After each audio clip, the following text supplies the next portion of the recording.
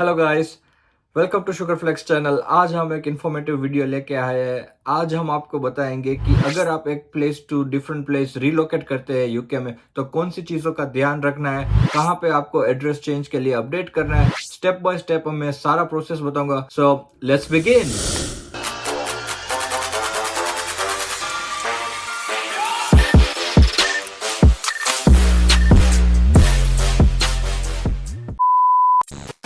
जैसे आप स्क्रीन पे देख रहे हो, ये पूरा लिस्ट ऑफ टॉपिक्स है जो हम डिस्कस करने वाले हैं इस वीडियो में। और जहाँ पे भी पॉसिबल होगा वहाँ पे मैं स्टेप बाय स्टेप आपको दिखाऊंगा कि कैसे एड्रेस चेंज करना हो या कुछ अप्लाई करना हो तो वो कैसे करते हैं।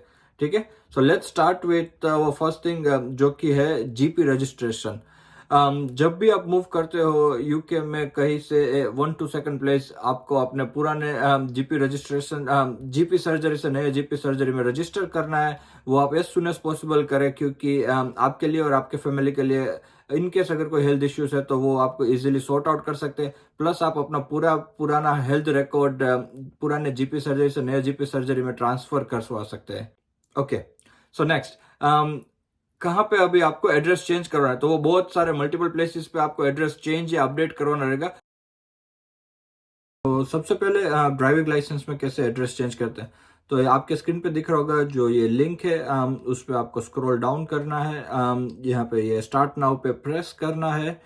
जैसे ही आप आगे बढ़ोगे तो जो मेन स्क्रीन होगी वो आपको दिखेगी डीवीएलए की।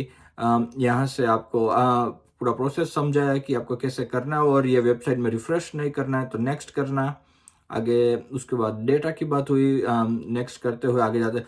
सो ये जो पेज है वो सबसे इंपॉर्टेंट है। यहाँ पे आप जो अपने डिटेल्स डाले वो एग्जैक्टली मैच करने चाहिए अपने ड्राइविंग लाइसेंस से, वरना ये प्रोसेस आगे ही नहीं बढ़ेगी। सो मेक श्योर आप वैसे ही लिखे। अगर आपका मिडिल नेम और फर्स्ट नेम एक ही साथ में तो वो आप फोर नेम में लिखे और फिर सरनेम में। अगर आप मिडिल नेम नहीं ऐड करोगे तो ये प्रोसेस आगे ही नहीं बढ़ेगी। ठीक है,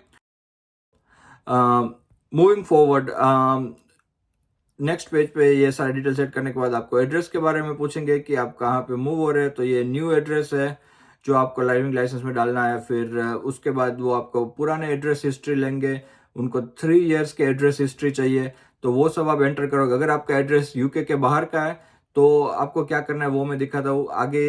ये जो पेज है एड्रेस वाला, उसमें आपको ये दोनों एड्रेस आप फर्स्ट एंटर करें। उसके बाद ये जो पेज एड्रेस वाला, उसमें आपको ये जो रेड बटन है वहां पे प्रेस करना है अगर आपका एड्रेस यूके का नहीं है। और वहां पे एक ऑप्शन आएगा non great Britain address, non GB address, वो आपको सिलेक्ट करना है और नेक्स्ट करना है। ठीक है, इसके बाद ये सेल्फ एक्सप्लेनेटरी, आपको ये ड्राइवर नंबर है जो आपका लाइसेंस नंबर है वो आपको ऐड करना है, और सम टेलीफोन डिटेल्स और वो सब जैसे ही आप ऐड करोगे उसके बाद नेक्स्ट प्रेस कर दो। आपका नेशनल इंश्योरेंस नंबर जो आपको बीआरपी में मिल जाएगा। ये यूके पासपोर्ट है, यहाँ पे आपको इंडियन पासपोर्ट या दूसरा पासपोर्ट नहीं डालना है, तो उसको आप सीधा ही आगे फॉरवर्ड करो। तो ये डिटेल्स आएंगे जहाँ पे आप अभी ये जो पेज है वहां पे आपको अगर दिख रहा है तो यहाँ पे ये पूछ रहे हैं कि आपका driving licence number, issue number क्या है। तो जो आपका ड्राइविंग लाइसेंस नंबर उसके बाद 2 डिजिट का नंबर होगा वो आपको ऐड करना है। और ये फोटो कार्ड नंबर है, वो आपके ड्राइविंग लाइसेंस के पीछे बॉटम राइट कॉर्नर पे एक नंबर होगा, वो आपको एंटर करना है यहाँ पे। और फिर नेक्स्ट करोगे तो ये पूरा वो डिक्लेरेशन आएगा। ये ऑर्गन डोनेशन के बारे में पूछेंगे तो आप अपना आप सिलेक्ट कर लो उस चीज को, और ये सब कंफर्म करने के बाद ये हो गया। ओके, अभी जो नेक्स्ट डॉक्यूमेंट है वो होगा आपके कार के रिगार्डिंग। अगर आपके पास कार है तो आपको पता होगा आपके पास एक V5C डॉक्यूमेंट होगा जिसपे आपको अपना एड्रेस चेंज करना है। तो ये लिंक और ये वेबसाइट के लिंक डिस्क्रिप्शन में होगी जो आपको स्क्रीन पे दिख रही है।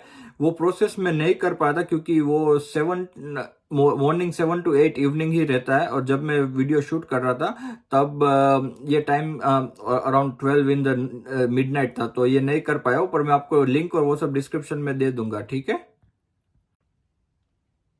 Okay. So third one is, अगर आपके पास बीआरपी और वीजा है तो आपको होम ऑफिस को एड्रेस अपडेट के लिए अप्लाई करना है। इसमें बहुत सारे स्टेप्स रहेंगे, मैं जितना क्विकली हो उतना आपको बता दूंगा। पर ये मेन चीज है, ये लिंक जो मैं आपको डिस्क्रिप्शन में दे वहां पे आपको जाना है, और ये ज़्यादा डिफिकल्ट नहीं है, आप अपने आप कर पाओगे इजीली। आपको बस सारे डिटेल्स एंटर करने हैं इसमें, आप खुद के और अपने डिपेंडेंट्स जो भी है वो उसके डिटेल्स एक साथ ही आप इसमें एंटर कर सकते हैं। तो जैसे आप स्क्रीन में देख रहे हो, ये स्क्रीन आएगी, ये जो फर्स्ट पेज है जैसे आप एंटर करोगे उस पे वो सारे डिटेल्स बताएंगे कि आपको क्या करना है क्या नहीं करना, और आपको थोड़े डॉक्यूमेंट्स चाहिए अपना प्रूफ दिखाने के लिए, जैसे कि एड्रेस प्रूफ और फोटो प्रूफ। तो वो सारे पीडीएफ आप अपने कंप्यूटर या मोबाइल फोन में रखें, क्योंकि आपको वो अपलोड करने रहेंगे आगे। सो जैसे यहाँ पे हम स्टार्ट करते हैं तो ये पूरा स्टेप बाय स्टेप उसका प्रोसेस स्टार्ट हो जाएगा। वो आपसे कपल ऑफ डेमोग्राफिक क्वेश्चंस पूछेंगे, आपका क्यों कर रहे हैं, तो ये एड्रेस चेंज के लिए हम कर रहे हैं ये। उसमें अगर आप कंटिन्यू करें और आगे बढ़े तो यहाँ पे आपको पूरा पर्सनल डिटेल्स और वो सब जो आपके बीआरपी में है अकॉर्डिंगली एंटर करना है।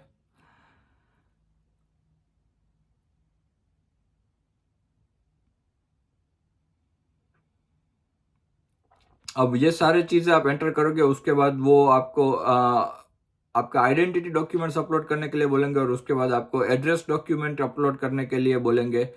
तो आप यहाँ पे लिस्ट ऑफ डॉक्यूमेंट्स दे, उसमें से कोई सा भी आप डॉक्यूमेंट यूज कर सकते हो, अपना रेंटल एग्रीमेंट हो या काउंसिल टैक्स हो, कोई भी आप यूज कर सकते हो एज एड्रेस प्रूफ। वो आप अपलोड कर दें, और जैसे ही आप ये step by step process finish करोगे तो और अब यहाँ पे आप आगे डिपेंडेंट्स के बारे में पूछेंगे, तो आपके साथ जो भी डिपेंडेंट हो आपका फैमिली मेंबर्स, उसके डिटेल्स आप ऐड कर सकते हो। और ये सब प्रोसेस करने के बाद आपको एक रेफरेंस नंबर दिया जाएगा, और आपको ईमेल में भी आ जाएगा कि ये प्रोसेस हो गया है, तो वो अपने आप ही अपने डिटेल्स वो अपडेट कर लेंगे।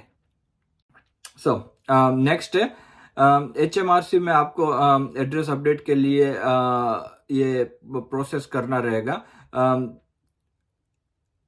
इसमें आपको अगर पता हो तो आपके पास गेटवे आईडी या HMRC अगर ऐप हो तो आपको एक HMRC अकाउंट रहेगा। अगर वो नहीं है तो आपको उसको पहले से आपको पूरा सेटअप करना होगा, फिर आपको एक HMRC आईडी मिलेगा, और उसके बेसिस पे आप इस पे लॉगिन करके अपना एड्रेस अपडेट कर सकते हैं। मैंने ऑलरेडी किया हुआ था प्रीवियसली, सो मैंने डायरेक्टली इसमें लॉगिन किया एक्सेस कोड से, और जैसे ही ये सब चीजें एंटर करते हैं तो ये पेज आएगा जहां पे आपका पूरा प्रोफाइल ओपन हो जाएगा, और यहाँ पे आपको अपना एड्रेस अपडेट कर देना अपने प्रोफाइल एंड सेटिंग्स में। अब HMRC के बाद जो चीज है वो आएगा TV licence. So TV licence के लिए भी आपको पता होगा कि आप यूके में आपको टीवी लाइसेंस परचेस करना है। सो अगर आप अपना एड्रेस चेंज कर रहे हैं तो आपको अपना टीवी लाइसेंस नया नहीं लेना है, आप सिर्फ अपना एड्रेस उसमें अपडेट कर सकते हैं पुराने एड्रेस से, और उनको इन्फॉर्म कर सकते हैं कि आपने एड्रेस चेंज किया, तो आपका वही टीवी लाइसेंस कंटिन्यू रहेगा। तो ये भी लिंक मैंने डिस्क्रिप्शन में दे दिए। नेक्स्ट है अपना इलेक्टोरल वोट। सो आपको शायद पता हो या ना हो, एज अ कॉमनवेल्थ सिटीजन आपको राइट है यूके में वोट करने के लिए। और अपार्ट फ्रॉम दैट ये बहुत ही इंपॉर्टेंट चीज़ है, क्योंकि इससे आपका क्रेडिट स्कोर बिल्डअप होता है। तो ये चीज़ आप ज़रूर करिए। अगर आपने अभी तक नहीं किया है तो रजिस्टर करें, और अगर आपने रजिस्टर ऑलरेडी किया है तो फिर भी the process to change the address is the same. आपको फिर से री रजिस्टर करना होता है नए इलेक्टोरल रजिस्टर में। तो इसका लिंक भी मैंने आपको डिस्क्रिप्शन में दिया है, आप अपने स्क्रीन पर देख सकते हैं। ये पेज ओपन होगा, उसमें आप अप्लाई कर सकते हैं री रजिस्ट्रेशन के लिए, और वो सारे डिटेल्स आपको जैसे जैसे रिक्वेस्ट करते हैं वैसे आप फिल करते जाइए। और यहाँ पे आप कंट्री नेम डालना है, आप कहाँ के सिटीजन हो वो आप जैसे ऐड करोगे तो ये पेज आएगा। अपना डेट ऑफ बर्थ एंटर करो। ये बहुत सिंपल स्टेप्स है, आप इजीली ये कर पाओगे। ये इसको ज़रूर करें, क्योंकि ये बहुत इंपॉर्टेंट है आपके लिए। आपको वोटिंग राइट्स भी मिलते हैं, और इससे आपका क्रेडिट स्कोर बिल्डअप होता है। उसके बाद नेक्स्ट है DBS सर्विस। सो आपको पता होगा कि आप यहाँ पे जब वर्क करने के लिए आपके एम्प्लॉय ऑलवेज आपको DBS या फिर पुलिस वेरिफिकेशन के बारे में पूछते हैं। तो अगर आपने DBS की अपडेट सर्विस पे एनरोल किया, जहाँ पे आपके 13 पाउंड ईयरली कट हो रहे होंगे, तो उस पर आप लॉगिन करके अपना एड्रेस अपडेट कर सकते हैं, ताकि अगर इन फ्यूचर आपको कुछ भी कॉरस्पॉन्डेंस उनसे लेटर या कुछ है तो वो आपके नए एड्रेस पे आए। लास्ट थिंग है कि अगर इन केस ये सब चीज करने के बाद भी हम कुछ भूल जाते हैं तो चांसेस है कि अपने जो इम्पोर्टेंट डॉक्यूमेंट्स और मेल है वो अपने पुराने एड्रेस में जाए। वो प्रिवेंट करने के लिए और उसको अपने नए एड्रेस में लाने के लिए हम रॉयल मेल की एक सर्विस है रीडायरेक्ट द मेल, वो यूज कर सकते हैं। उसका मैंने डिस्क्रिप्शन में लिंक दिया है, आप अपने स्क्रीन पे देख रहे हो। उसमें आप 3 मंथ, 6 मंथ, 12 मंथ्स के लिए रीडायरेक्ट कर सकते हैं अपने सारे पोस्ट को। तो वो rather than going back to your old address, वो अपने पुराने एड्रेस की जगह पे नए एड्रेस पे आएंगे। तो मैंने 3 मंथ्स के लिए किया, आप अपने आप डिसाइड कर सकते हो कि आपको कितने मंथ्स के लिए वो करना है। तो जैसे आप देख रहे हो, आप इंडिविजुअल या फैमिली के सारे नाम आप उसमें ऐड कर सकते हो और अपने डेट्स और वो सब ऐड करने के बाद वो 3 मंथ्स के लिए आप प्राइसेस देख सकते हो अपने स्क्रीन पे। तो उतने पे करके ये थोड़ा ज्यादा लगेगा, पर आई वुड स्टिल सजेस्ट कि ये करो ताकि आप कोई भी इंपॉर्टेंट डॉक्यूमेंट आपका पुराने एड्रेस पे ना जाए। ओके फ्रेंड्स, सो ये सब हमने देखा कि ये जो प्रोसेस है वो सब के लिए कॉमन हो सकते हैं, पर बहुत सारी चीजें ऐसी भी है जो पर्सन टू पर्सन डिफर कर सकती है। जैसे कि आपको एड्रेस चेंज करवाना रहेगा अपने बैंक स्टेटमेंट्स पे, तो आपका जो भी बैंक है वहां पे आपको एड्रेस अपडेट करना है, वो आपके लिए बहुत इंपॉर्टेंट है एज एड्रेस प्रूफ। आपको अगर कोई इंश्योरेंस है तो इंश्योरेंस में भी आपको एड्रेस अपडेट करवाना है। आपका वाईफाई और यूटिलिटी, सो इफ आपको अगर आप कॉन्ट्रैक्ट पे हो वाईफाई पे तो आप चेक कर सकते हो नए लोकेशन पे वो सेम प्रोवाइडर अवेलेबल है कि नहीं, तो आप वो भी अपडेट करवा सकते हो। आपको नया वाईफाई लेने की जरूरत, अगर वो नहीं है तो आपको वो कॉन्ट्रैक्ट चेंज करके नए वाईफाई के लिए रिक्वेस्ट करना है। अगर आपके पास कोई इन्वेस्टमेंट अकाउंट जैसे का शेयर्स, शेविंग्स आइसा या फिर शेयर्स आइसा हो, मनी बॉक्स और वो सब अकाउंट्स अगर आपने ओपन किए हो तो उस पर भी आपको एड्रेस अपडेट करना नेसेसरी है। उसके बाद आपका कार इंश्योरेंस, अगर आपके पास कार है, आपके पास इंश्योरेंस है या फिर होम इंश्योरेंस है, अगर आपका रेंट कर रहे प्रॉपर्टी उसका आपने इंश्योरेंस लिया तो वहां पे भी आपको एड्रेस अपडेट करवाना रहेगा। तो ये सब चीजें पर्सन टू पर्सन डिफर कर सकते हैं, तो वो उसका प्रोसेस मैंने आपको इसमें नहीं दिखाया है, ठीक है। पर ये पूरा लिस्ट जो चेक लिस्ट है वो मैंने डिस्क्रिप्शन में भी डाला है और आगे आपको जो स्क्रीन पे देखा वहां से आप देख के मेक श्योर कर सकते हैं कि आप कोई भी पॉइंट मिस नहीं कर रहे हैं। सो ये एड्रेस और डिटेल्स अपडेट की बात है। उसके बाद आपको क्या क्या चीजों का ध्यान रखना है वो मैं बताता हूँ। सबसे पहले है पे स्लिप्स और P60। सो पे स्लिप्स और P60 में क्यों बोल रहा हूँ, अगर आप अपना एम्प्लॉयर चेंज कर रहे हो, मैं अज्यूम करता हूँ कि अगर आप one address to different address relocate हो रहे हो तो आपका एम्प्लॉयर भी चेंज हो रहा है। अगर वो है तो आप अपने पुराने एम्प्लॉयर से जब आप लीव कर लास्ट डे से पहले आप पे स्लिप्स और P60 डाउनलोड या रिक्वेस्ट कर ले, क्योंकि वो बहुत डिफिकल्ट हो जाता है अगर आप नए एम्प्लॉयर के साथ ज्वाइन करते हो, फिर वो सब रिक्वेस्ट करना और वो सब रिसीव करना। उसके बाद जो भी आपका पुराना होम ऑफ एड्रेस है उस पे आप अपने मीटर के रीडिंग ले लें। जो भी आपका लाइट और गैस का हो, वाटर मीटर हो, जो भी अगर मीटर है उसके रीडिंग्स ले ले लास्ट डे पे, ताकि इनकेस अगर फ्यूचर में जब वो लास्ट बिल जनरेट हो उसमें कुछ डिस्प्यूट है तो यू हैव अ प्रूफ और you can easily sort it out.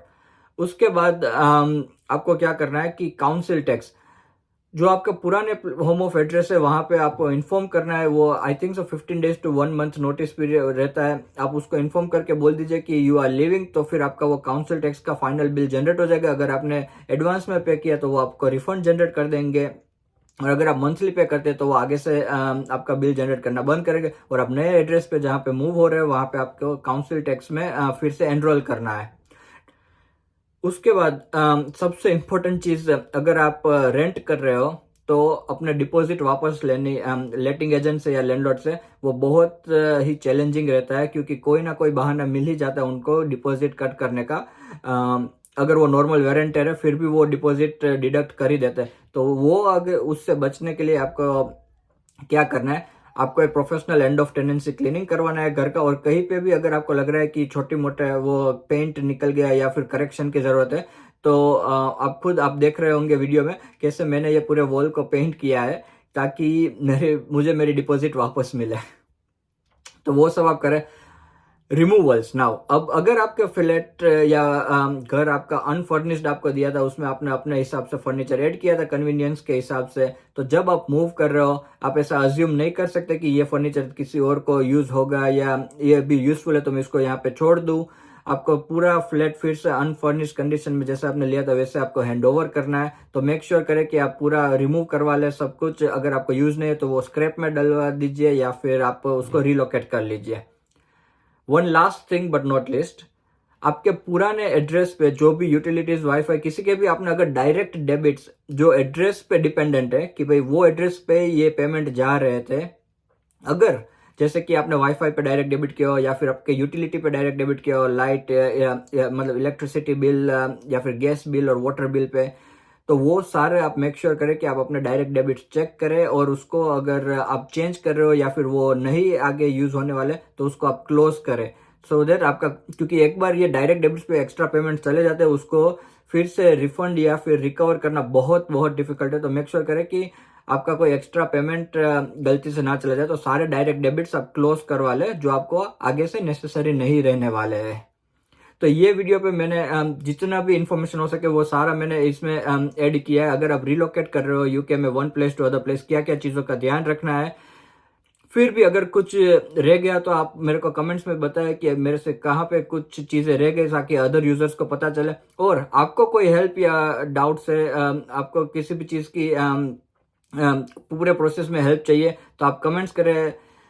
I will try my best to help you. और अगर आपको डायरेक्टली कांटेक्ट करना है तो आप शुगर फ्लेक्स इंस्टाग्राम चैनल पे आके हमें डीएम कर सकते हैं और वहाँ पे भी मैं आपको रिप्लाई करके जहाँ पे भी हेल्प हो सकती है वहाँ पे हेल्प करूंगा। Thank you for watching this video friends. ऐसे इन्फॉर्मेटिव वीडियोस और फन वीडियोस देखने के लिए प्लीज सब्सक्राइब अवर चैनल। और अगर आपके फ्रेंड्स या फैमिली में कोई भी रिलोकेट या मूव करने वाला है तो उसको ये वीडियो जरूर शेयर करें ताकि उनकी भी हेल्प हो जाए। मिलते हैं अगले वीडियो में, तब तक सी यू, बाय।